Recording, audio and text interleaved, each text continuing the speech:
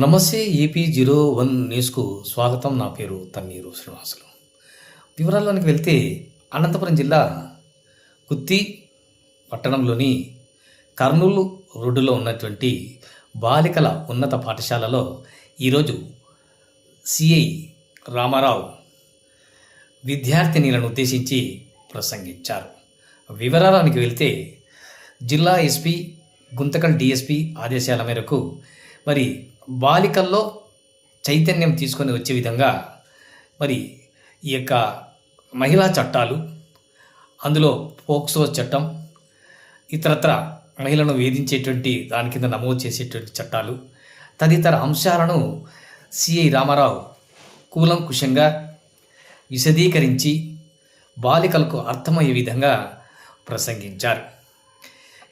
అధిక భాగం ప్రస్తుతం సెల్ ఫోన్ విధానంలో చాలా ఇబ్బందులు కలుగుతున్నాయని, ఎవరైనా మెసేజ్లు పెడితే వాటికి సమాధానం ఇవ్వకూడదని, పొరపాటుగా ఎవరైనా కానీ మీ ఫోటోలు కోరితే పంపరాదని, ఇటువంటి నేపథ్యంలో పొరపాటున ఫోటోలు పంపితే వాటిని మార్ఫింగ్ చేసి బ్లాక్మెయిల్ చేసి వేధించి ఎన్నో విధాలుగా హింసించే ప్రయత్నాలు ఈనాటి కాలంలో కొనసాగుతున్నాయని, అటువంటి నేపథ్యంలో బాలికలు చాలా జాగ్రత్తగా ఉండాలని, మోసపూరితమైనటువంటి వాటిని చూడరాదని, ఎవరు పడితే వారితో మరి యొక్క చాటింగ్ చేయరాదని ఆయన సందర్భంగా బాలికలను ఉద్దేశించి ప్రసంగించారు.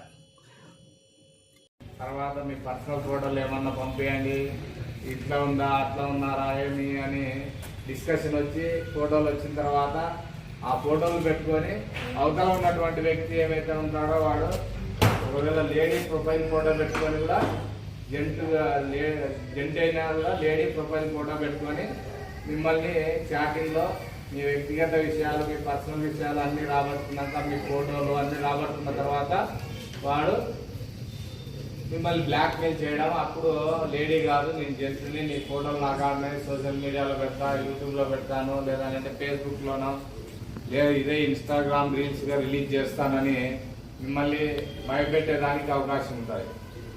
కాబట్టి ఎవరు కూడా అన్నోన్ పర్సన్ ఎవరు ఫోన్ చేసినా లేకుంటే మీతో చాట్ చేసినా, అది ఇన్స్టాగ్రామ్లో కావచ్చు, ఫేస్బుక్లో కావచ్చు, వాట్సాప్లో కానీ దేంట్లో